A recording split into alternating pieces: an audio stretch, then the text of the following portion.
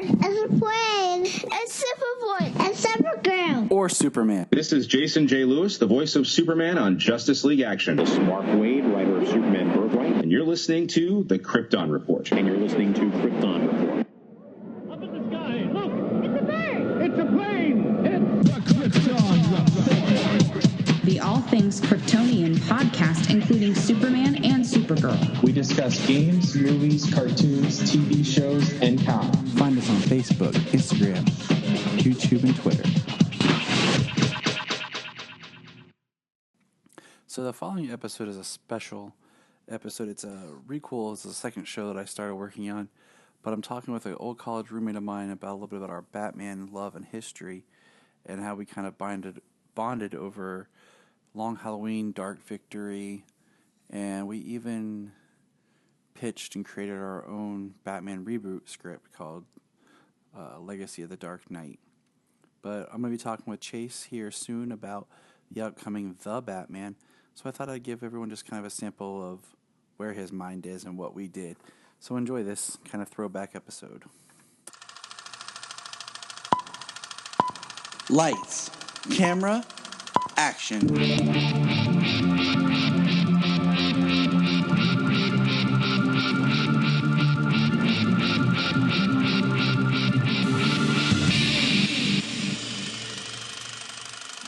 Welcome to the Requel Podcast. The Requel Podcast is a podcast that was created as part of the Capes and Lunatics brand, where we're going to talk movies. We're going to talk, what we do is we take a film property and we discuss what would be better.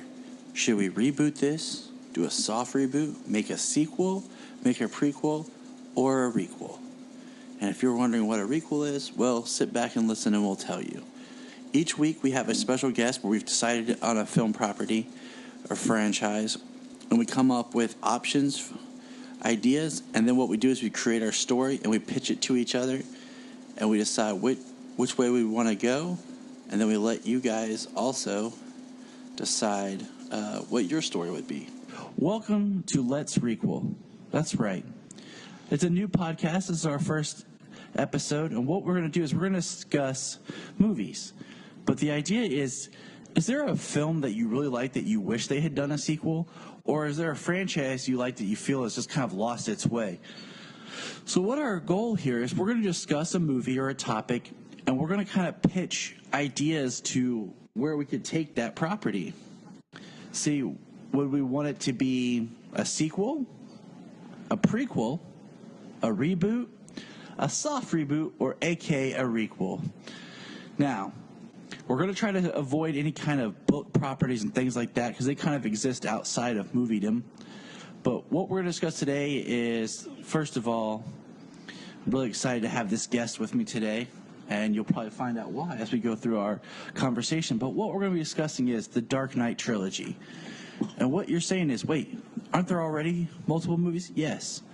But today's discussion is going to root on if you could make a sequel to The Dark Knight, not Rises, like right after The Dark Knight, would you want to make a story that goes in between the two films, or would you want to make a direct sequel to Rises where it ends with John Blake? And I can't do this by myself because that would be boring, so I bring forth today Mr. Chase Smith. Welcome, Chase. What is up, Ty? Thanks for having me. First guest. I didn't know I was the first guest on the Requel podcast, dude. Yeah, you are. We're working on building this up. I got interest, and so I asked Chase, because Chase is also the host of the Chase Smith podcast. Yeah. We'll see. Man, we have a very long history. But this particular, I want to say, like, for anybody who's listened to me on any of my other comic podcasts, Chase is the one that I borrowed The Long Halloween from, as well as Dark Victory. And I first read those two books because I borrowed them from him. So that helped get me back into wanting to read graphic novels when I was in college. And Chase is a huge fan of The Dark Knight. So I don't know if I need to say you're welcome or I'm sorry. I don't know how I need to respond to that. I'm going to go with you're welcome. Yes. Well, yeah. Dude, it is an honor to be here. And, dude, talking about one of my favorite movies, literally of all time, The Dark Knight, man. When we were in college, when this film came out, and the summer right before its release, when we heard that the toys had been released into stores, we drove to Walmart, got out, and were running through the store. Grown men running to the toys section to find that Joker figure. That's right. And where this gets even more fun is in the fall. We went back to school, and this time we had a house with 4 to 5 other guys. It's kind of a weird story. And when this movie came out, I was working at Blockbuster, and I got it 2 weeks early. And I had it at the house. We were watching it, and it just seemed like it was constantly playing. And then once it was released, it was constantly playing in somebody's room. All the time. I don't even know for how long. Like, it just seemed like it was constant. We had a TV in the basement, TVs upstairs, TVs in an individual room, and a living room. And one of them always had this film playing. And it really hasn't changed. Anytime I'm with my wife and we're sitting down to watch a movie, we're like, what do you want to watch? And the first thing out of her mouth is not Dark Knight. And she knows that I'm not feeling well because it'll be playing on the TV. Like, that's just my go-to movie if I just want some background noise, or if I'm not feeling well, or even if they're, hey, let's watch a movie, it's always not Dark Knight. Chase was living in North Carolina, and we went down to visit because my wife and I were thinking about moving down there, and we were hanging out at his place, and what did we watch? Dark Knight. Dark Knight. Yes, but with the Dark Knight, though, not only were we excited about the toys, but they had an awesome pre-movie release campaign. Oh my gosh, yes! With the viral marketing. The viral marketing, yeah, that was, I think, a game changer that movies have always tried to replicate, but they haven't really been able to do it at that level of success that the Dark Knight did. It's amazing how, when you sit down and you think about, it's almost been 10 years now since this movie came out, and how much of the movie landscape changed because of this film. Not only comic book films, but just regular. There was a lot of hype around that movie, man. A lot of hype. I've said this before, that if Green Lantern came out in 2011, if it had come out in 2007, it would have been a hit, because it felt more like the older style of the way to do a comic book film. And then when this hit in 2008, this changed everything, as well as Iron Man. Both of those in that year just kind of relaunched the superhero film. I'm going to be honest, man. I tried to sit through Green Lantern, and I couldn't sit through it, so I don't know if I would agree. I'm just saying, I think it because your mind, you expect more and better than what you got. Is it true? But I also didn't like Spider-Man 3, and I feel like it's very similar to Spider-Man 3. Well, let's not even get into that. That's going to be another podcast. Oh, that's a good right. Well, hey. I'm writing that down. Go. So before we jump into The Dark Knight, though, Ty, I have a question. So what are some examples of requels? As I was looking over your show notes, the only one that came to my mind was maybe the new Star Trek reboots with Chris Pine. Is that a requel? Is that what kind of we're talking about here? That's kind of in that soft requel area. It kind of varies. It's a term that's just kind of really been coming out because of movies such as, example, like Scream 4 and Force Awakens, Jurassic World, where they've kind of taken and they've remade a movie, but it's also a sequel.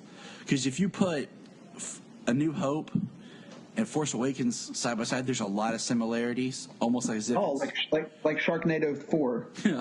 Yeah, that great film trilogy or I've never even seen those movies. I don't even know. Okay, well, so that makes sense. That's pretty cool, man. So it's just, and my idea is, some movies, I'm working on a podcast notes that it's going to be better to take the property and make it a prequel.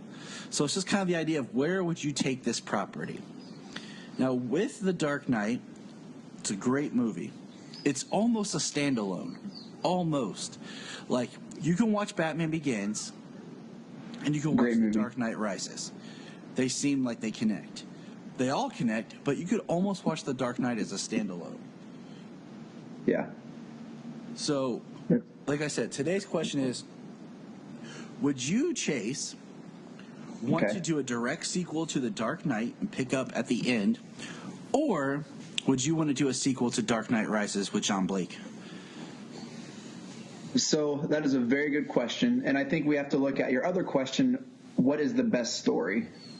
And the answer to the best story question is different than what do I want Chase Smith answer. Because I would love to see a sequel to The Dark Knight immediately following Batman running from the cops on his bat cycle or whatever he called it. Like, I would love to see more in that world. I'd love to see the seed they planted for Mr. Reese. I'd love to see, all these things.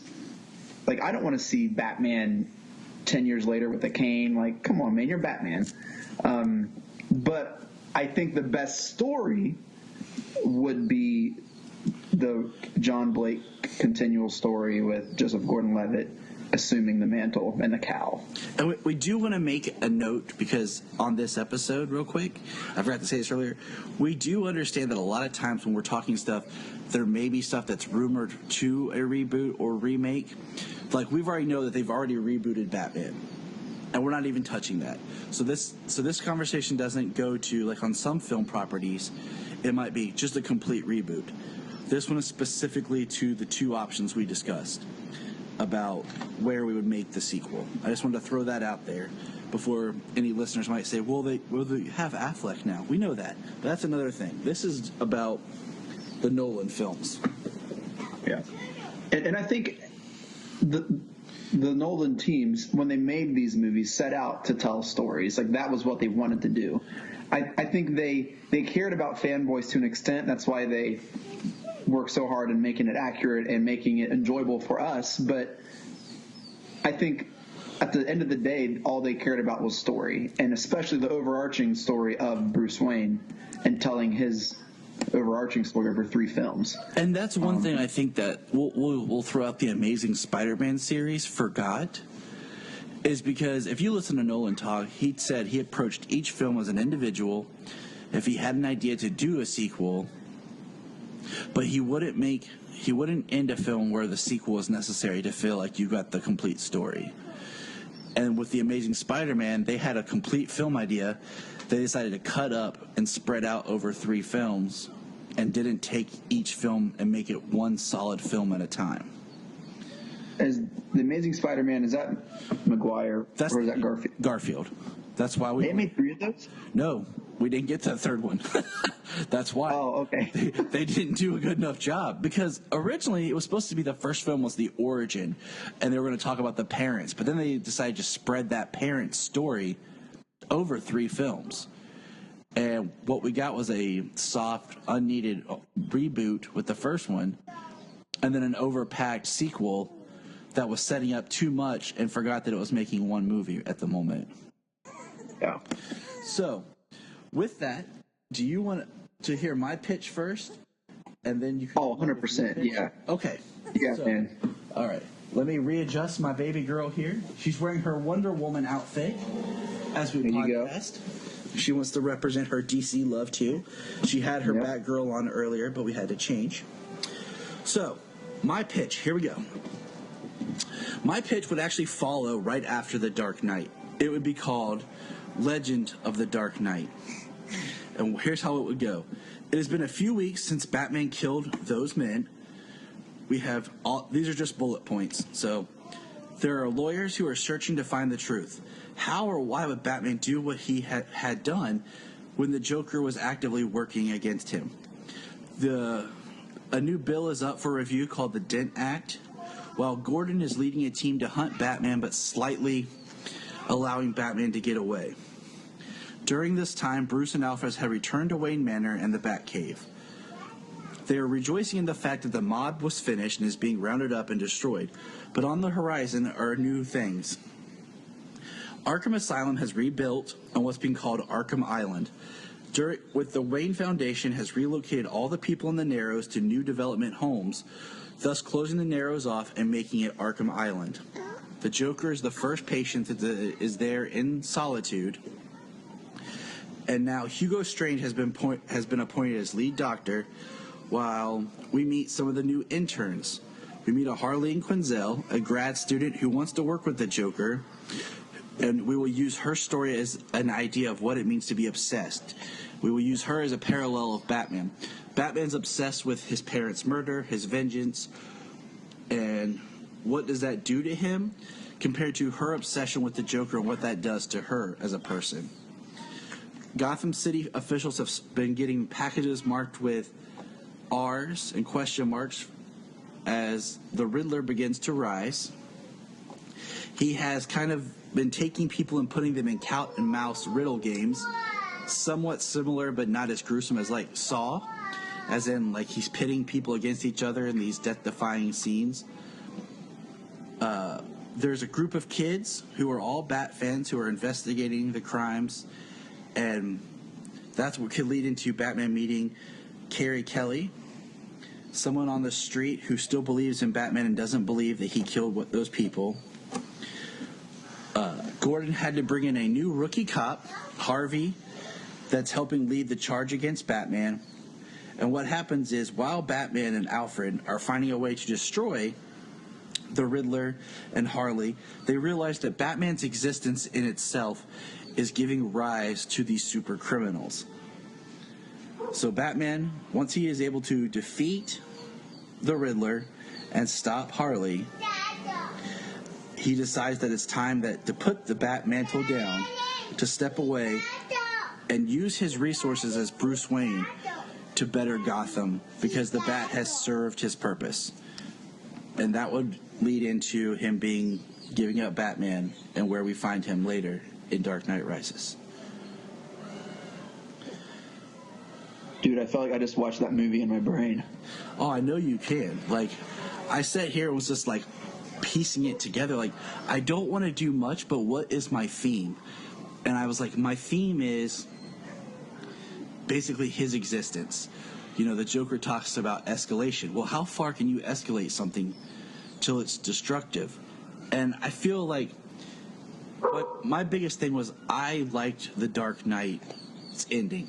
It gave us this feeling of, oh, man. And then, like, Batman Begins was the beginning. The Dark Knight was a little bit more of him getting to be Batman. The film ends as we have kind of the idea of what Batman we want. And then the next film is Batman's been retired. It's like we didn't get that all-out Batman film. Yeah. And I feel like you have the potential to do a detective film against the Riddler, and then basically once he's defeated, Batman hangs it up because he knows that he's the one that's causing the problems now. Yeah, so that leads me to my pitch. All right. And before I do that, I'm going to let my dog in because my dog's barking. Hold on. That's fine. Stop.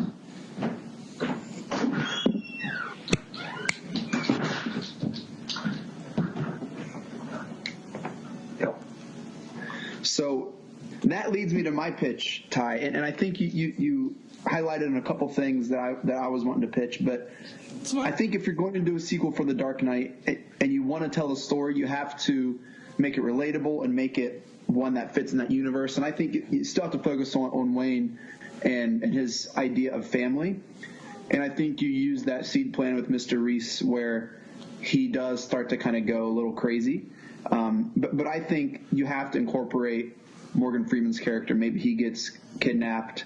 And that is where Bruce Wayne finally, comes to grips. Like, he kind of did and started with The Dark Knight, but finally overcomes that psychological, hurdle of his family by realizing Alfred and Mr. Fox is his new family. And I think we had a very similar idea for the Riddler, kind of like the Saw kind of reality. Quick note real quick, because you brought up a good point. Something that I've come up with if I were to reboot Batman, because I don't think this idea fits well in the Nolan verse. I think with Christian Bale's Batman, the idea of overcoming his parents' tragedy works. But I had an idea, if I was ever to redo Batman, to where Batman forces himself to keep that pain. He won't get over it. He won't let it go. He forces himself to have that pain always, or else he's afraid that if he gets over it, he'll lose what he's built as Batman. It's interesting. But I can see both ways.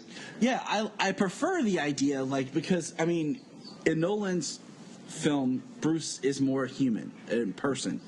He doesn't have as much of the psychological trauma that we see in some comic versions of Batman. So in this, I also like how, yeah, the creation of the new family would be a very nice addition. You know, I also like it in your pitch how you incorporated Hugo Strange, and I think especially after he loses Rachel, you know, maybe Alfred and Fox do encourage him to go speak to a psychiatrist or a therapist or some type of counselor, and that's where we see that seed planted for Hugo Strange down the road, and I think you do have to kind of incorporate a little more of Arkham and the Arkham, you know, prison warden and all that stuff. I mean, there's a whole world you can start to explore that is really grounded. And I think that was a huge thing with the Nolan verse, is making it grounded. Now I don't know how you can ground a little bit of what happened in The Dark Knight Rises. It did go a little far, but it still tried to play it close. So yeah, I think that lends itself really easily to a sequel that people would actually get to see Bruce Wayne as Batman. Now, I don't know. I think he was Batman in Begins, man. I mean, I think that was full Batman. I can argue that as well. Yes. But yeah, what do you got for a sequel to The Dark Knight Rises?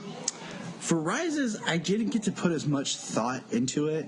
I was kind of toiling with it with my head, because that would fall into more soft reboot, because you're going to continue the themes.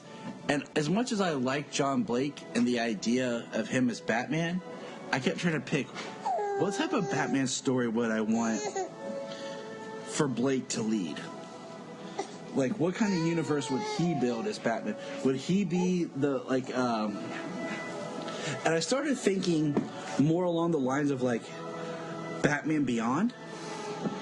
In the sense you have this young Batman, and then maybe Bruce comes back as more of the mentor, because he can't do it anymore, but he is needed, and he lives in the cave, kind of like a Dark Knight Returns, where he's still dead, but... Well, dude, I think one really easy way to solve that problem is do a lot of augmented reality things. Like, he could have all these augmented reality training sessions ready for Blake. In Blake's suit and mask, he could have, like, he could be he could be like Siri, but it's his voice, you know what I mean? And yes. And you can still, even through that, play the part where Blake comes to hate him because he, like, through this augmented reality, he questions all of his decisions and tells him to do things that he doesn't think is right. You know what I mean? You can still have that whole dilemma that's so crucial in the comics, you know, that love-hate relationship. I think a way to do that would be, you have kind of John Blake start and he's doing his own thing, and then Bruce's pride kind of takes over, where he's like, no, you're not doing this well enough. I'm going to tell you how you should do this. And Bruce kind of rethinks his But I don't think you can have Bruce do it. No, he can't do it. But that's what brings him back to be the mentor, to basically telling Blake what to do, being the man. Oh, in my story, Bruce is still dead. Bruce is gone. All this is through the guilt that maybe Alfred places on him. Like, I wouldn't have done that stuff or whatever. Now, does that tell you? Now, do you interpret the? I guess one thing we kind of skipped. Do you interpret the end of Rises that Bruce is alive and with Selina, or did Alfred just see what he wanted to see? I forgot about that scene. So in your story, would Bruce be alive somewhere, or would he actually physically be dead? I would write a story as if he's dead. Okay. I can get behind that. Now, would you want to do, story-wise, as far as the overarching, like, the villain and where Gotham is, and... I forget where we stopped.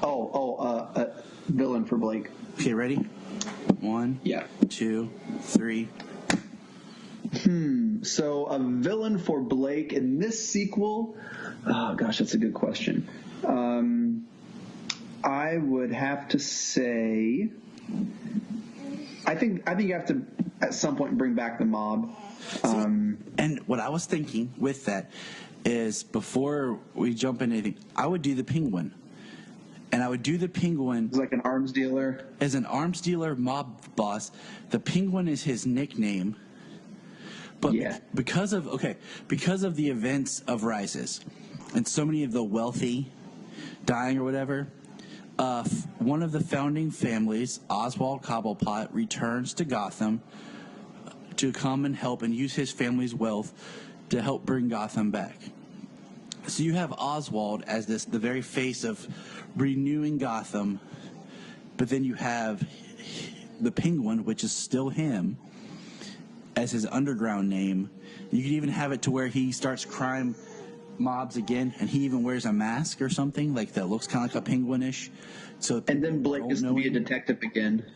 And it catches him, and it regrounds the story back, but we're using a familiar Batman character. I mean, it wasn't until Tim Burton that the Penguin became this more deformed looking person. He was always more of just a crook with a physical, tuxedo monocle that made him more of the Penguin. Yeah, I think definitely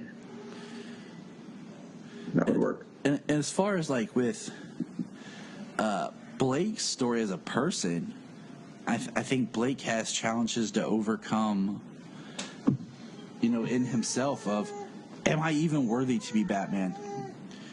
Or what about this wrinkle, Ty? What about in this reality Bruce is dead and they find his body, and a young scientist named Dr. Freeze tries to rejuvenate this dead Bruce Wayne that everyone knows is now Batman.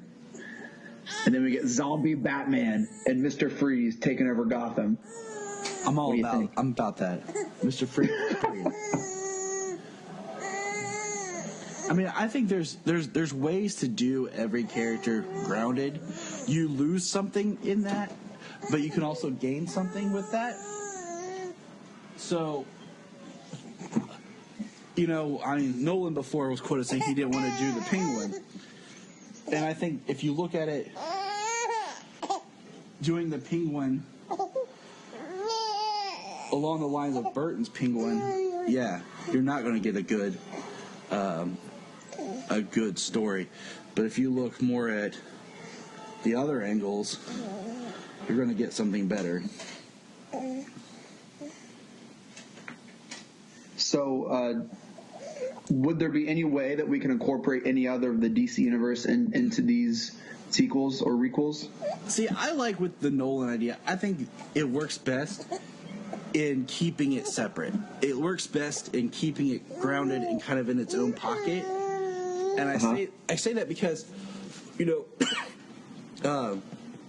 We can't get like a Lex Luthor commercial in the background or anything like that. No, and I say that only because, let's think about this. Right now we're getting the Affleck Batman, and his Batman is the idea of what Batman would look like in a world full of gods, and becoming in this world with much bigger elements. With Christian Bale's is what would Batman look like if he was trying to exist in today on the street? And I think that's the core of that. So we need to keep it there. No, I think that's good. That makes a lot of sense. We could introduce maybe some characters like the Question or the Huntress, or if we want to do a proper like Robin or something sidekick, but still keeping it grounded. Yeah, that makes sense. All right, you sold me on that. I like that. I mean, it's just kind of like, Arrow season 1 was supposed to be a Arrow TV show if Nolan style grounded, but then in season 2 they decided they want to add in the Flash, and you can see where that show just starts going more into just full-on comic book from where it started. Yeah. And I think in some ways people wish it would have stayed in that first season. But any other final thoughts? We'll wrap this up. Baby girl looks like she's ready for some daddy-daughter playtime. Yeah, what other villains do you see realistically could be in the Nolan verse? I mean, you could do Poison Ivy in a sense of an eco-terrorist, where she's just a very smart, intelligent botanist, and that's true. And creates, uses her, just like the Scarecrow has fear gas, she could have pheromone gas, and then uses plants and toxins and things, and basically is a terrorist to try to save the Earth. Let's see. I mean, any way to do Clayface or Killer Croc? Killer Croc. See, I don't want to touch him because they did him in Suicide Squad. But Clayface, you could. With Clayface, what you could do is basically the actor. He'd go back and do the Matt Hagen story of the actor, but the clay, instead of him getting it swallowed or whatever, mutating with him, he has clay that's a molding putty that he can put on his face and shape it to anything he needs. It's that a little bit of stretch, but and maybe he uses that to like rob banks or to like, you know what I mean, like be people's doppelganger and really cause some trouble. You know what I mean? Like I think that'd be really cool. Exactly. Like he there is a way, and if we had more time, we could probably pick apart more villains and things. But yeah, I mean, you definitely could do that. I mean, you could even, if you wanted to, you could even go into, if we're being inspired by Batman Beyond, the idea of the Jokers, a gang of rebellious teenagers and young adults or whatever who were inspired by the Joker and wear makeup and act like clowns, and there's no superpowers there, and that's believable too. That's true. But all right, man. Well, thank you for being on the podcast today. Dude, yeah, it was awesome. I think it's a great idea, and wish you all the best, man. I will let you know what other ideas come up that I think you might want to be on, but this one I got excited about. So, go ahead. Where can people find you if they want to find you online? Anywhere, like Twitter, Facebook. We already mentioned that you do the Chase Smith podcast. Anywhere else? Yeah, so if they want to find me or contact me, you can find me on Twitter at the Chase Smith, and on Facebook you can just search my name. I do host the Chase Smith podcast. You can go to my website, thechasesmith.com, click on podcast, and get on any of the episodes. Go to iTunes, Google Play, anywhere you listen to podcasts. Search the Chase Smith and it should come up. We got a lot of great things coming up, and I'm getting ready to launch actually a new podcast with a Browns insider called the Oranges Oranger Browns podcast. It'll be a weekly Browns recap pod, and we're excited to get that launched. And that's breaking news. I haven't really shared that with anyone yet. So there you go, man. Some breaking news on the premiere first episode of the Requel podcast. Well, thank you. We appreciate that insight, and appreciate your time, Chase. Hey, love you, brother. Always a great time to talk Batman and Nolan and the Dark Knight. Love you guys. Love your family. And hope you guys have a great day. All right. You too, buddy. Bye. All right. See ya.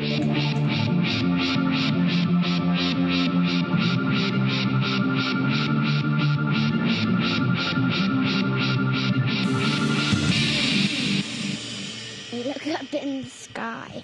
Look up in the sky. Look in the sky.